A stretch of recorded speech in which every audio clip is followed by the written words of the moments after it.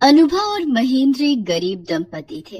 अनुभा अपने घर में ही बांस के छोटे छोटे खिलौने और घर की सजावट का सामान बनाती थी और महेंद्र सड़क पर घूम घूम कर उन्हें बेचा करता था। रेड लाइट होने पर जब गाड़ियाँ रुकती तब महेंद्र अपने खिलौने बेचने के लिए उन गाड़ियों की तरफ दौड़ पड़ता था। बाबूजी, ये खिलौने ले लो। बांस के खिलौने हैं, हाथ से बने हुए। अरे नहीं नहीं, नहीं चाहिए। मेम साहब, घर की सजावट का सामान ले लो। ये गुलदस्ता कितने का दिया? मेम साहब, ये 200 रुपए का है।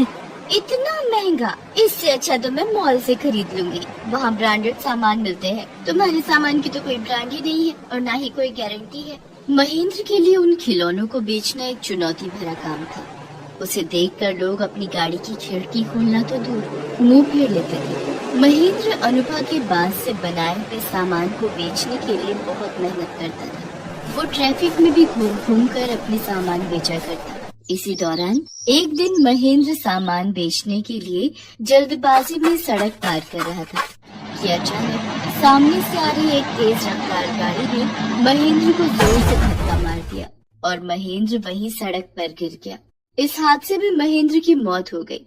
महेंद्र की लाश जब उसके घर लाई गई तो उसे देखकर सदमे से उसकी पत्नी अनुभा की भी मौत हो गई। महेंद्र और अनुभा की मौत के बाद उनकी 2 छोटी छोटी बेटियां 12 साल की पिंकी और 6 साल की चिंकी अनाथ हो गईं। चिंकी बहुत जोर जोर से रो रही थी। मत रो चिंकी, मैं हूँ ना तेरी बड़ी बहन।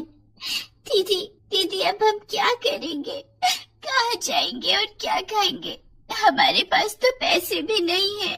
तू चिंता मत कर चिंकी, माँ के बनाए हुए कुछ बांस के खिलौने और सजावट के सामान रखे हैं जो बाबा ने बेचे नहीं थे। उन्हें बेचने से पहले ही माँ और बाबा हमें अकेला छोड़कर चले गए। हम उन सभी सामान को बेचेंगे और उससे जो पैसे मिलेंगे उससे हम अपना खर्चा चलाएंगे। ठीक है दीदी।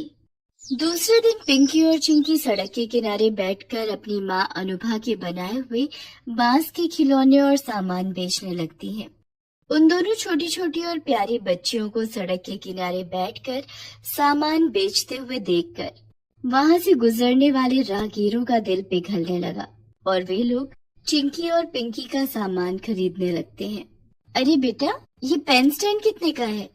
50 रुपए का है। महंगा है, मैं तो इसके 35 रुपए ही दूंगी। ठीक है, आप इसे 35 रुपए में ही ले जाइए। तभी वहाँ एक आदमी आता है। अरे बच्चे, वो फोटो फ्रेम और पंखा दोनों दे दो। ठीक है, ये लीजिए, आपके पूरे 100 रुपए हो गए। ये लो पैसे। इस तरह से पिंकी और चिंकी की उस दिन ठीक ठाक कमाई हो गई थी। शाम को दोनों जब घर लौट कर आई तब चिंकी कमाए हुए पैसों को गिनने लगती है। दीदी, आज तो पूरे 400 रुपए की कमाई हुई है। हाँ चिंकी, आज तो ठीक ठाक कमाई हो गई है, लेकिन इतने से हमारा काम नहीं चलेगा। माँ के बनाए हुए सामान जल्दी ही खत्म हो जाएंगे।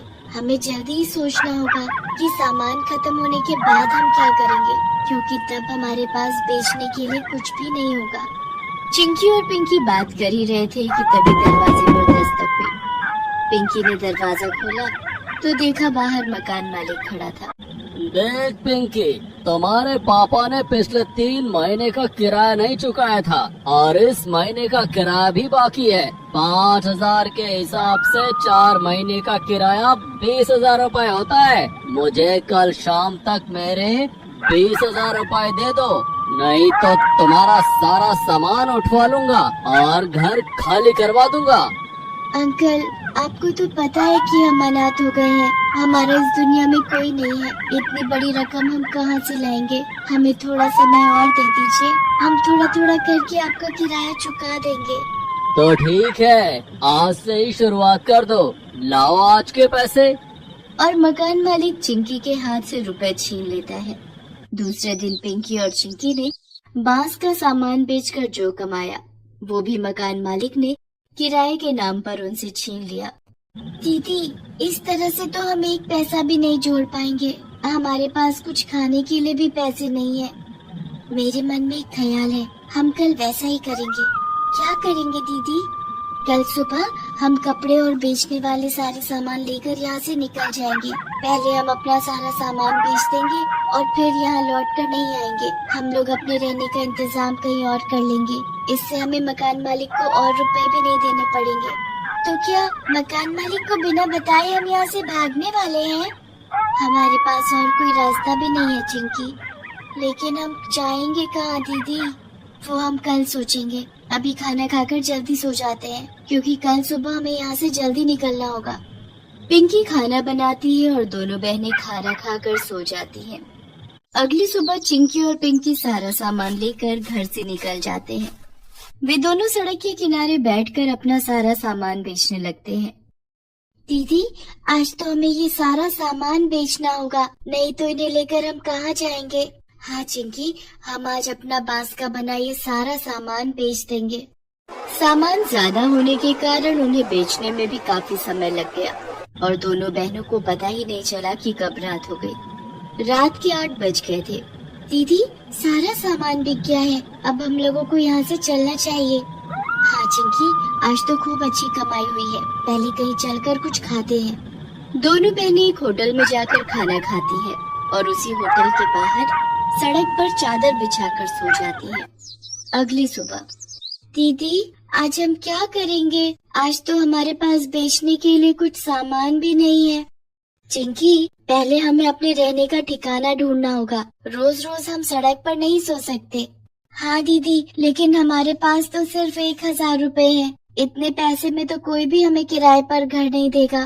तभी पिंकी को याद आता है कि उसने अपने स्कूल की किताब में पढ़ा था कि कैसे एक आदमी ने अपने लिए बांस का घर बनाया था और माँ भी तो बांस के छोटे छोटे घर बनाया करती थी। दरअसल माता पिता की मौत से पहले दोनों बहनें सरकारी स्कूल में पढ़ती थी, लेकिन अनाथ होने के कारण दोनों की पढ़ाई छूट गई थी। चिंकी, हम अपने लिए खुद का घर बनाएंगे, वो भी अपने हाथों से। वो कैसे दीदी? देख, जैसे माँ खिलौने के लिए बांस का छोटा सा घर बनाती थी, ठीक वैसे ही हम बड़ा घर बनाएंगे जिसमें हम रह सके।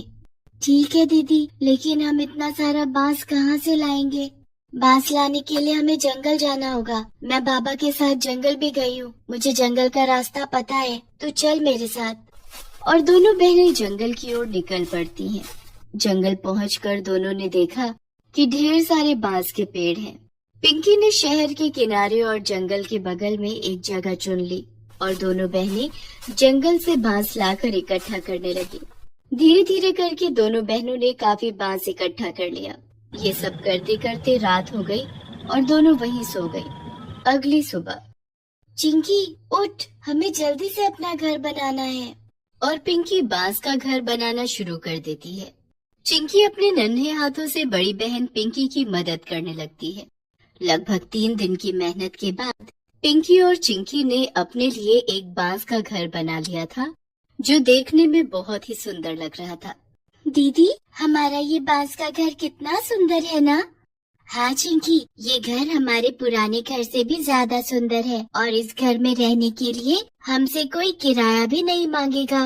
दीदी, हम इस घर को बांस की बनी फूलों और पत्तियों से सजाएंगे। हाँ चिंकी, चलो हम बांस से फूल और पत्तियां बनाते हैं। और दोनों बहनें बांस से फूल और पत्तियां बनाने लग जाती हैं। पिंकी ने बहुत सुंदर फूल बनाए, जिसे देखकर चिंकी खुशी से चहक उठी। दीदी, जब तुम बांस से इतने सुंदर फूल और पत्तियां बना सकती हो, तो क्यों न इस बांस से और भी ज्यादा फूल और पत्तियां बनाकर हम बाजार में बेचें? इससे हमारी कमाई भी हो जाएगी। अच्छा आइडिया है चिंकी, हम यही काम करेंगे। अपना घर सजाने के बाद पिंकी और चिंकी दोनों बहनें मिलकर बांस से फूल और पत्तियां बनाने लगती हैं और उन्हें बनाकर बाजार में बेचने के लिए जाती हैं।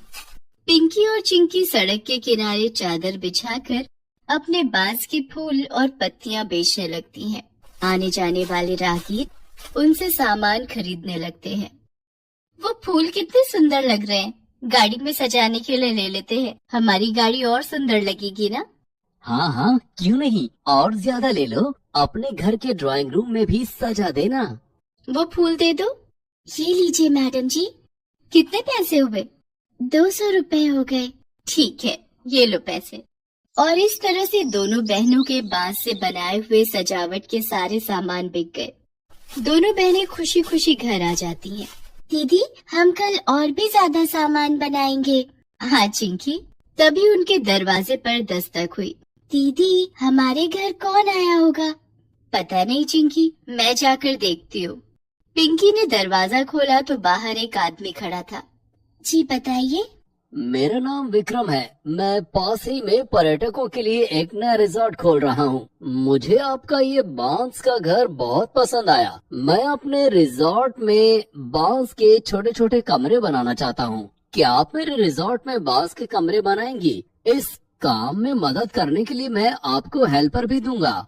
आपको रिजॉर्ट की सजावट के लिए बांस की फूल पत्तियां भी बनानी होंगी। इस काम के लिए मैं आपको अच्छे पैसे भी दूंगा। ये सुनकर तो पिंकी और चिंकी की खुशियों का ठिकाना न रहा। पिंकी तुरंत इस काम के लिए राजी हो गई और अगले ही दिन से दोनों बहनों ने बांस के कमरे और सजावट का सामान बनाने का काम शुरू कर दिया और इस तरह से दोनों बहनें काफी मशहूर भी हो गई। उन्हें लगातार काम भी मिलने लगे। अब दोनों बहनों की गरीबी के दिन भी दूर हो गए।